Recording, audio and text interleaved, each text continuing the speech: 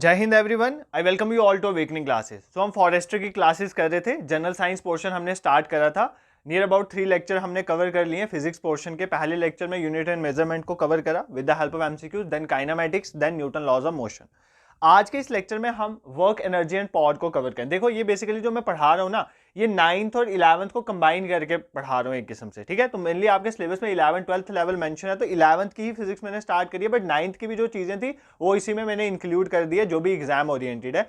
तो आपको टेंशन लेने की जरूरत नहीं है, आप अच्छे से यहाँ से रिवाइज कर सकते हैं चीजों को, ठीक है। तो वर्क, एनर्जी, पावर हमने स्टार्ट करना है। देखो 3 चीजें हमने इस टॉपिक में पढ़नी है। पहले तो वर्क क्या होता है बेसिकली, एनर्जी क्या होती है और पावर क्या होता है, ठीक है। इन शॉर्ट में आपको पहले ये बता देता हूं, फिर हम एमसीक्यूज को रिवाइज करें। देखो वर्क एंड एनर्जी जो है ना, basically one are the same thing.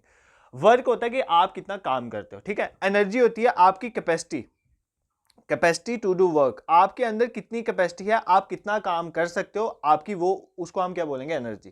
Capacity to do work is known as energy. तो वर्क क्या होता है, किसी काम का करना। मैं अभी बताऊंगा फिजिक्स में वर्क क्या होता है, डेली लाइफ में वर्क और फिजिक्स में वर्क में बहुत डिफरेंस है, ठीक है।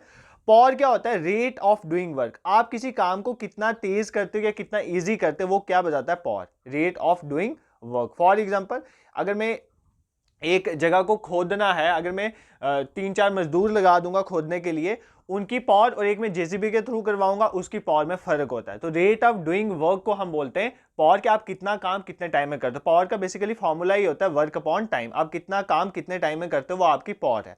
एनर्जी होती है कैपेसिटी टू डू वर्क, आप कितना काम कर सकते हो, आपकी क्षमता कितने काम करने की है, वो एनर्जी होती है। और वर्क होता है काम। अब हम इनको ना फिजिकली भी देखेंगे, फिजिक्स की लैंग्वेज में ये क्या क्या है, धीरे धीरे क्वेश्चन करेंगे और इनको साथ साथ रिवाइज करने की कोशिश करेंगे, ठीक है। सबसे पहले हम वर्क के क्वेश्चन से स्टार्ट करेंगे, धीरे धीरे एनर्जी के क्वेश्चन करेंगे, देन पावर के क्वेश्चन करेंगे। The very first question is, the work done is said to be positive. कोई भी काम हुआ है फिजिक्स में, वर्क डन जो है उसको पॉजिटिव कब कहेंगे, if the body shows displacement in the opposite direction as that of force. मतलब फॉर एग्जांपल फोर्स में यहां लगा रहा हूं, इस डायरेक्शन में फोर्स लगा रहा हूं, और डिस्प्लेसमेंट इस डायरेक्शन में हो रही है, अपोजिट डायरेक्शन में, फोर्स अलग डायरेक्शन में, उसके अपोजिट डायरेक्शन में डिस्प्लेसमेंट हो रही है, उस वर्क को पॉजिटिव बोलेंगे।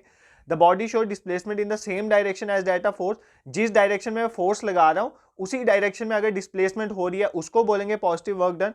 The body shows a displacement perpendicular direction to the force, जिस डायरेक्शन में फोर्स लगा रहा हूं उसके परपेंडिकुलर डायरेक्शन में अगर डिस्प्लेसमेंट हो रही है, उसको हम बोलेंगे पॉजिटिव वर्क डन, या नन ऑफ द अबव। तो इस क्वेश्चन का आंसर है basically option B. Work done जब भी पॉजिटिव होगा ना, तो समझ जाना जिस डायरेक्शन में फोर्स लग रही है उसी डायरेक्शन में डिस्प्लेसमेंट हो रही है। फॉर एग्जांपल, आपके सामने आपका कोई दोस्त खड़ा है, आप अपने दोस्त को धक्का देते हो, तो आप जिस डायरेक्शन में उसको धक्का दे रहे हो ना, उसी डायरेक्शन में वो अगर मूव कर रहा है, तो हम बोलेंगे कि उसका वर्क डन क्या है, पॉजिटिव है, ठीक है। अब देखो ध्यान से, इस क्वेश्चन की हेल्प से ना हम वर्क डन को पूरा कवर कर लेंगे। पहली बात, वर्क डन क्या होता है, जब भी आपने किसी बॉडी पे फोर्स लगाई और अगर वो बॉडी डिस्प्लेस हुई, मतलब उसकी पोजीशन चेंज हुई, तो हम बोलेंगे वर्क हुआ। क्या, अगर आप किसी बॉडी पे फोर्स लगाते हो, फोर्स लगाने की वजह से वो बॉडी डिस्प्लेस हो रही है, मतलब अपनी पोजीशन से चेंज हो रही है, तो हम बोलेंगे वर्क हुआ।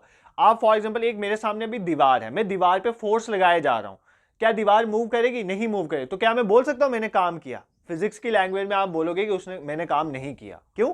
क्योंकि बेशक मैंने फोर्स लगाई बट डिस्प्लेसमेंट नहीं हो रही है। तो वर्क डन तभी होता है जब आप फोर्स लगाओगे और उस फोर्स की वजह से डिस्प्लेसमेंट होगी, ठीक है। इसीलिए वर्क का फॉर्मूला पता क्या होता है, वर्क का फॉर्मूला होता है फोर्स इंटू डिस्प्लेसमेंट। क्या होता है, फोर्स इंटू डिस्प्लेसमेंट। डिस्प्लेसमेंट को हम डीएस से डिनोट करते हैं, ठीक है। एस मैंने आपको डिस्प्लेसमेंट बताया था ना, तो फोर्स इंटू डिस्प्लेसमेंट क्या होता है, वर्क। अब आप बोलोगे ये सर डॉट क्यों लिखा, बेसिकली ये होता है स्केलर प्रोडक्ट। क्या बोलते हैं, स्केलर प्रोडक्ट या डॉट प्रोडक्ट। अब इतना डीप में नहीं जाऊंगा इसमें, ठीक है, स्केलर प्रोडक्ट या डॉट प्रोडक्ट, बट मैं आपको समझा देता हूं ये होता क्या है।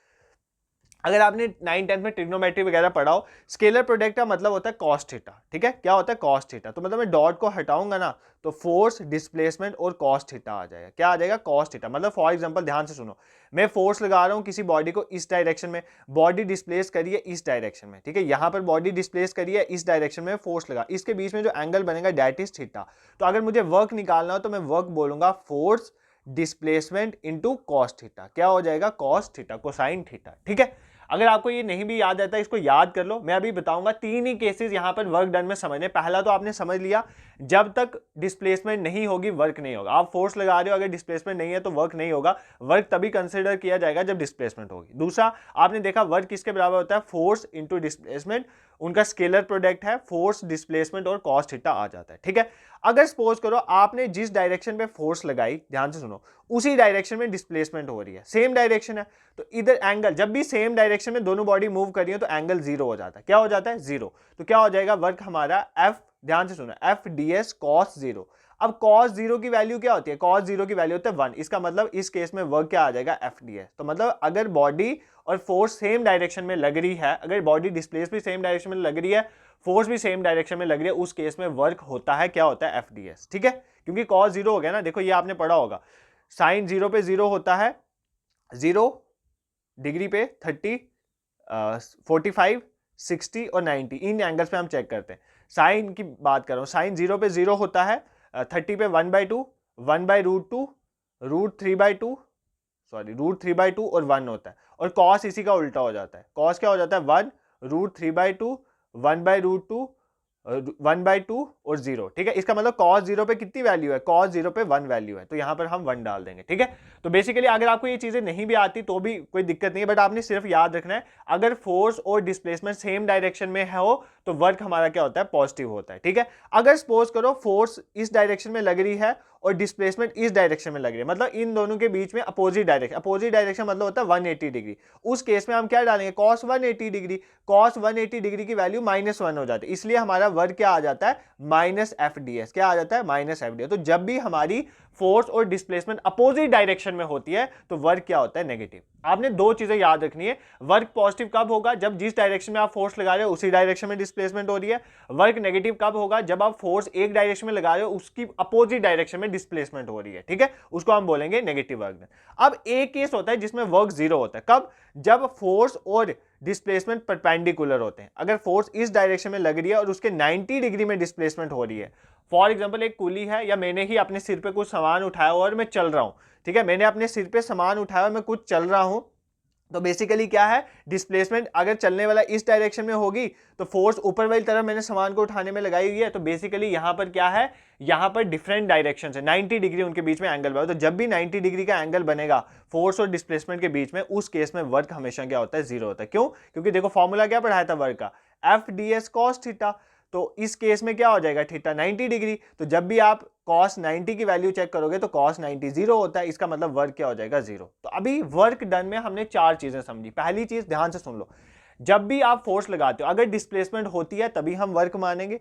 दूसरा, अगर वर्क आप पॉजिटिव कब कंसीडर करोगे? अगर आपकी फोर्स और आपकी डिस्प्लेसमेंट सेम डायरेक्शन में। अगर आपकी फोर्स और डिस्प्लेसमेंट अपोजिट डायरेक्शन में है तो वर्क नेगेटिव होगा, और अगर फोर्स और डिस्प्लेसमेंट के बीच में 90 डिग्री का एंगल बन रहा है तो वर्क उस केस में जीरो होता है, ठीक है। आपको एग्जाम में कोई पूछे वर्क कौन सी क्वांटिटी है, स्केलर क्वांटिटी है या वेक्टर क्वांटिटी है, तो work is a scalar quantity, याद रखना। स्केलर और वेक्टर क्या क्वांटिटीज क्या है? ऑलरेडी पढ़ाया हुआ आपको पिछले वाले लेक्चर्स अगर आपने देखे तो समझ आ जाएगी, तीनों ही स्केलर क्वांटिटीज है। वर्क भी स्केलर है, एनर्जी भी स्केलर और पावर भी स्केलर क्वांटिटीज है, ये पॉइंट आपने याद रखना है, ठीक है। आई होप आपको वर्क जो है समझ आ गया होगा। अब नेक्स्ट क्वेश्चन देखते हैं।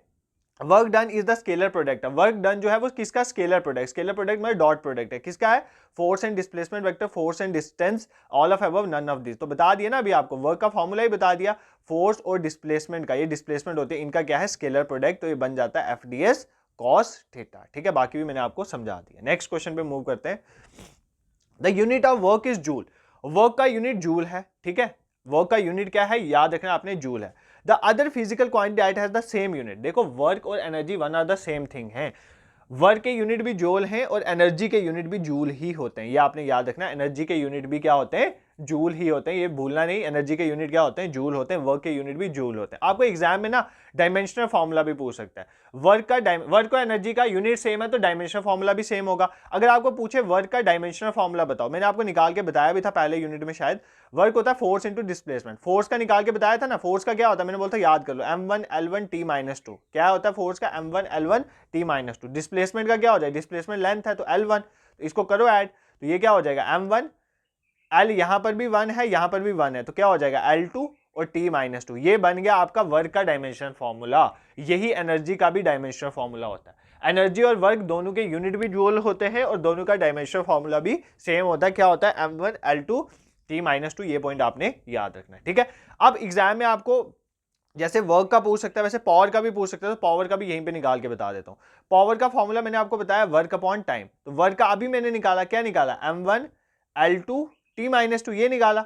और यहां पर नीचे क्या आ जाएगा, t की पावर 1, क्योंकि नीचे टाइम है, तो ये t की पावर ऊपर जाएगा जब, तो ये क्या बन जाएगा t की पावर -1, तो ये क्या हो जाएगा m1 L2 t की पावर -2 पहले ही था, ये t की पावर 1 ऊपर जाएगा तो t की पावर -1, तो ये क्या हो जाएगा m1 L2 t की पावर, ये दोनों ऐड हो जाएंगी, -1 और -1 क्या हो जाएगा, -2 और -1 क्या हो जाएगा -3, तो m1 L2 t-3 ये क्या होता है, पावर का डायमेंशन फार्मूला। आई होप ये आपको सारे डायमेंशन फार्मूला समझ आ गए।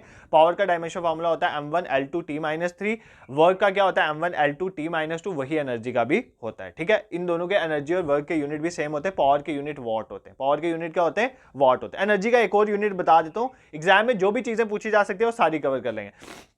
ये आ गया एनर्जी का सिंपल यूनिट जूल। एनर्जी का एक कमर्शियल यूनिट भी होता है, कमर्शियल यूनिट मतलब जब हम एनर्जी को बेचते हैं तो वो एनर्जी का कमर्शियल यूनिट कंसीडर किया, वो होता है किलोवाट आवर। क्या होता है, एनर्जी का कमर्शियल यूनिट होता है किलोवाट आवर। अब ये कहां से आया बताओ सर, मैं बता देता हूं। पावर का फॉर्मूला पढ़ा आपने, वर्क अपॉन टाइम, यही पढ़ा। यहां से अगर मुझे वर्क के यूनिट निकालें वो क्या हो जाएंगे, पावर इंटू टाइम, तो वर्क किसके बराबर हो जाएगा, पावर इंटू टाइम। देखो ना यहाँ पर डिवाइड हो रहा है, इधर जाके मल्टीप्लाई हो जाएगा। पावर के यूनिट मैंने आपको बताया वॉट होते हैं, टाइम के सेकंड होते हैं, तो ये आ गया वॉट सेकंड, वर्क के यूनिट आ गए ना, वॉट सेकंड। बट अगर मैं वॉट की जगह किलो वॉट लेना चाहूं, क्योंकि अगर वॉट पावर के यूनिट हैं तो किलो वॉट भी तो हो सकते हैं, 1 किलो वॉट में 1000 वॉट, तो अगर मैं यहां पर किलो वॉट ले लूं और सेकंड की जगह मैं और ले लूं, तो ये किसके यूनिट बन जाएंगे, वर्क के कमर्शियल यूनिट। तो वर्क के कमर्शियल यूनिट क्या होते हैं, किलोवाट और।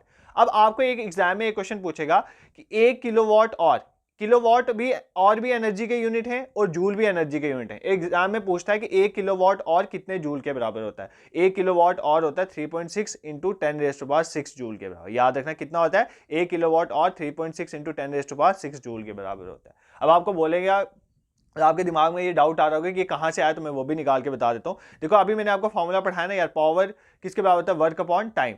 तो वर्क किसके बराबर हो गया, पावर इंटू टाइम। पावर को मैं ले रहा हूँ किलो वॉट में, ठीक है, और टाइम को मैं ले रहा हूँ और में। तो किलो वॉट को वॉट में कन्वर्ट करेंगे तो 1000 वॉट हो जाएगा, और को मिनट में करेंगे तो 60 मिनट, और सेकंड में करेंगे तो 60 सेकंड। इन सबको मल्टीप्लाई करो, 6 6 36 इंटू, ये कितने जीरो बन गए, 3 तो ये थे पहले वाले जीरो, एक ही आ गया 4 जीरो और एक ही आ गया 5 जीरो, तो 36 इंटू 10⁻5 बन गया ना, ये 36 इंटू 10⁻5। बट अगर मैं पॉइंट की फॉर्म में लिखूं तो 3.6 इंटू 10⁻6 जूल आपका आंसर हो जाएगा। ठीक है, तो 1 किलोवाट और आपका 3.6 इंटू 10⁻6 जूल के बराबर होता है। ये पॉइंट भी आपने याद रखना है। ठीक है, I hope this is clear to you, यहां पर कोई भी प्रॉब्लम आपको नहीं होगी। तो हमने वर्क देख लिया, हमने एनर्जी देख ली, हमने पावर के बारे में भी थोड़ा बहुत समझ लिया और उसके यूनिट्स भी देख लिए। नेक्स्ट क्वेश्चन में मूव करते हैं। When a body slides against a horizontal rough horizontal surface the work done by friction. कोई गाड़ी चल रही है ना, फॉर एग्जांपल ये रोड है, रोड के ऊपर गाड़ी चल रही है, आप मुझे बताओ फ्रिक्शन का क्या काम होता है। ठीक है, फ्रिक्शन को भी हम अच्छे से पढ़ेंगे, मैं भी नेक्स्ट टॉपिक में पढ़ा दूंगा। देखो अगर ये सपोज करो कोई चीज है जो किसी सरफेस के ऊपर चल रही है, फ्रिक्शन क्या करती है, ये बॉडी इधर मूव करना चाहती है, फ्रिक्शन फोर्स इस तरफ लगती है, उसको रोकती है।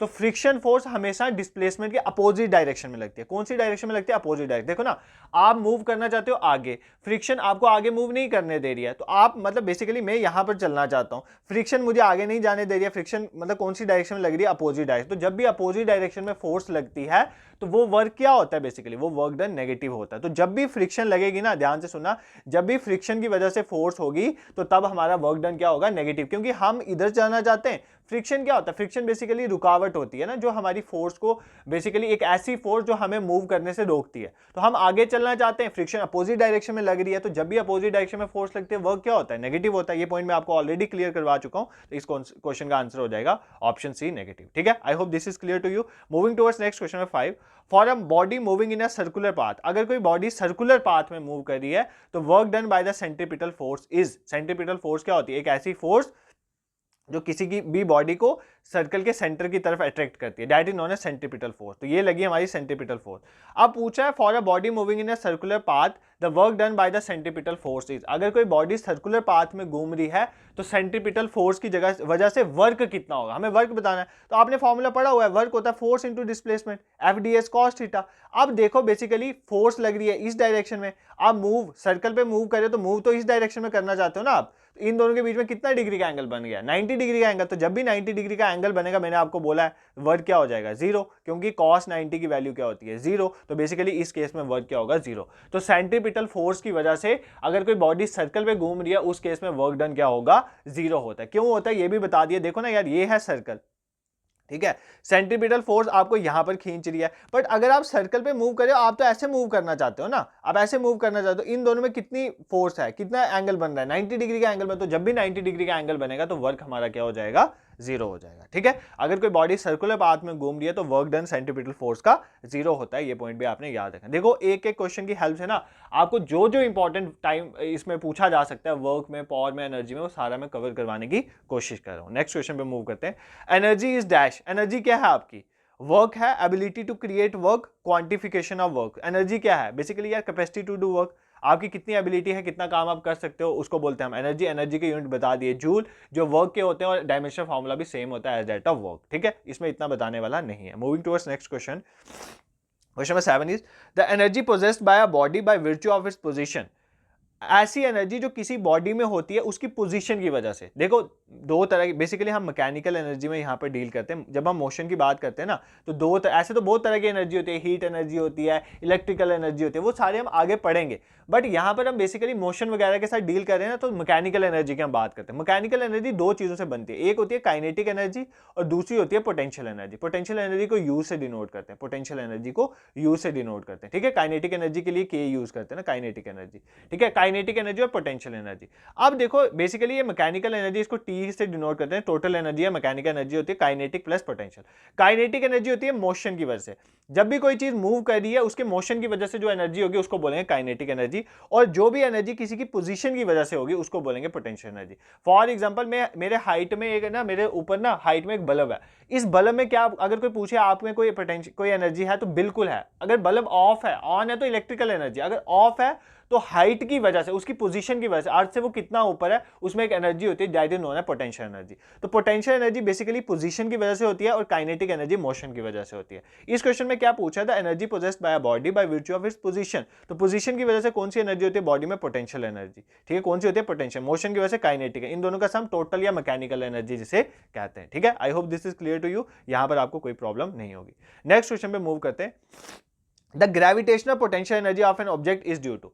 Potential energy due to position होता है। अब पूछा है ग्रेविटेशनल पोटेंशियल एनर्जी किसी ऑब्जेक्ट की किस वजह से होती है, उसके मास की वजह से, एक्सेलरेशन ड्यू टू ग्रेविटी की वजह से, it's height above the earth surface, या ऑल ऑफ दैट। देखो मैंने आपको बोला पोटेंशियल एनर्जी किसकी वजह से होती है, पोजीशन की वजह से। किसकी वजह से होती है, पोजीशन की वजह से। ग्रेविटेशनल पोटेंशियल एनर्जी मतलब ग्रेविटी की वजह से। फॉर एग्जांपल ये देखो, ये हमारी अर्थ है, फॉर एग्जांपल अर्थ के ऊपर आप कितनी हाइट पे हो, उसकी वजह से आप में एक पोटेंशियल एनर्जी होती है, that is known as gravitational potential energy. Basically जो ग्रेविटेशनल पोटेंशियल एनर्जी होती है ना, उसको हम लिखते हैं मास, उसका फॉर्मूला होता है mass into acceleration due to gravity into height. ये याद कर लो, पोटेंशियल एनर्जी का फॉर्मूला क्या होता है, ग्रेविटेशनल पोटेंशियल एनर्जी का फॉर्मूला होता है mass acceleration due to gravity and height. ये दोनों तो कांस्टेंट चीजें हैं। इसका मतलब ग्रेविटेशनल पोटेंशियल एनर्जी किस पे डिपेंड करती है, हाइट। मतलब आपकी कितनी हाइट है अर्थ की सरफेस से ऊपर, वो बताएगा कि आपकी ग्रेविटेशनल पोटेंशियल एनर्जी कितनी है। तो ग्रेविटेशनल पोटेंशियल एनर्जी किसी ऑब्जेक्ट की किसकी वजह से होती है, मास की वजह से, एक्सेलरेशन ड्यू टू ग्रेविटी की वजह से, या its height above the earth surface. तो इसका आंसर हो जाएगा option C, its height above the earth surface. आपकी अर्थ सरफेस से ऊपर कितनी हाइट है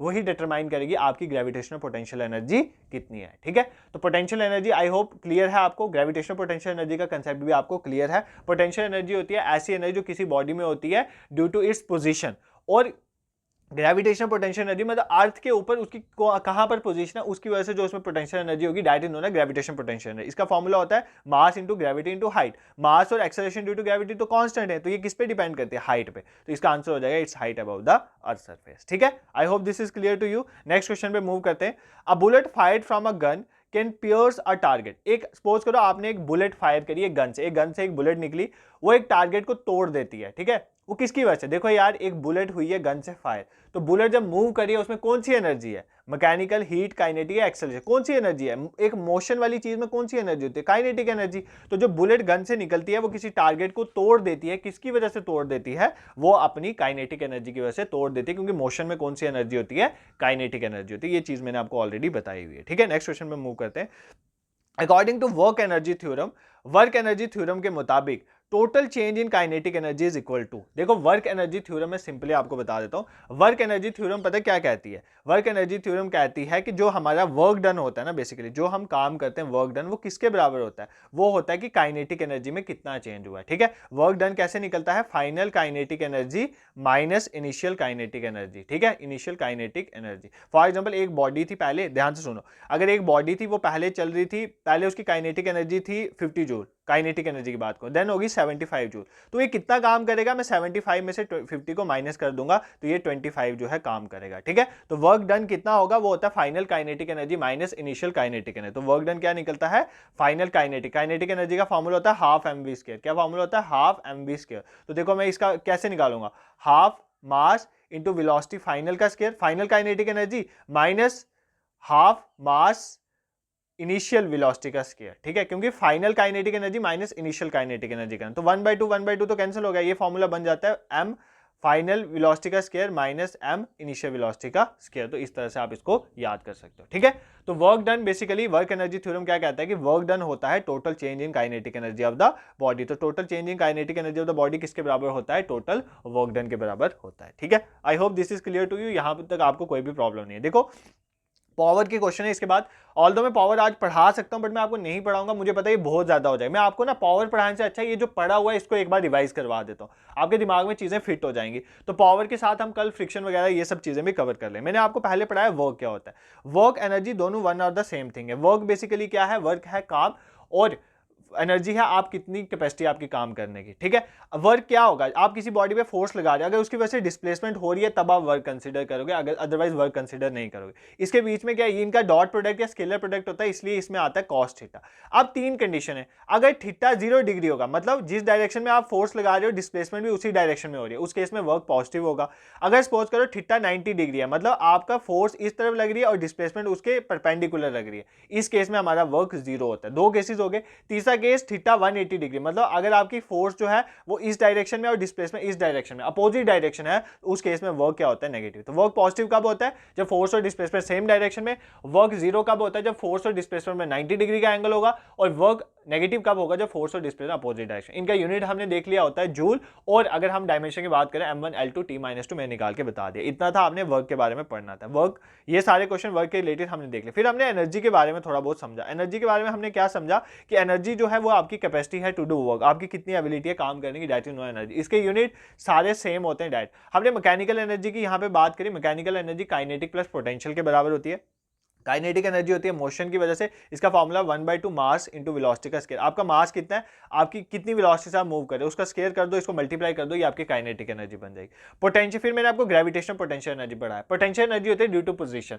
ग्रेविटेशनल पोटेंशियल एनर्जी मतलब आपकी कितनी हाइट पे अबव द अर्थ सरफेस, वो आपकी जो पोटेंशियल एनर्जी होती है डायरेक्ट ग्रेविटेशनल पोटेंशियल। उसका फॉर्मूला मैंने पढ़ा दिया mgh, mass into acceleration due to gravity into height. Mass constant, acceleration due to gravity constant, तो ये किस पे डिपेंड करेगी? हाइट पे डिपेंड करेगी। ठीक है, बाकी मैंने आपको एक एनर्जी का यूनिट बताया, वो भी जूल होता है। एक एनर्जी का यूनिट पढ़ाया मैंने commercial unit kilowatt hour. Exam में पूछता है 1 किलोवाट आवर किसके बराबर होता है? 1 किलोवाट आवर 3.6 इंटू 10⁻6 जूल के बराबर होता है। ये पॉइंट भी आपने याद कर लेना। ठीक है, इतना है वर्क और एनर्जी के बारे में। इसके बाद जो पावर और जो डिफरेंट फ्रिक्शन वगैरह रह जाएगा वो नेक्स्ट लेक्चर में कवर करवा दूंगा, क्योंकि मैं नहीं चाहता आपको बर्डन बने। ठीक है, आप धीरे धीरे पढ़ो और इन चीजों को रिवाइज करते रहो। ठीक है, और जो पहले 3 लेक्चर मैंने आपको डाले हुए फॉरेस्टर के वो भी कवर कर लेना, और बाकी पोर्शन जो मैंने फॉरेस्टर के सिलेबस में मेंशन ऑलरेडी पढ़ाया वो भी आप साथ साथ कवर करोगे। जो मैंने ऑलरेडी कवर कराया प्लेलिस्ट बनी हुई है, वापस मैं उसको कवर नहीं करवाऊंगा। और अपने रिव्यूज कमेंट सेक्शन में जरूर बताया करो। ठीक है, और बहुत ज्यादा मतलब बच्चे जो है इस सीरीज को नहीं देख रहे हैं फॉरेस्टर की, मैं चाहता हूँ ज्यादा से ज्यादा बच्चे जुड़े ताकि मैं भी इस सीरीज को कंटिन्यूसली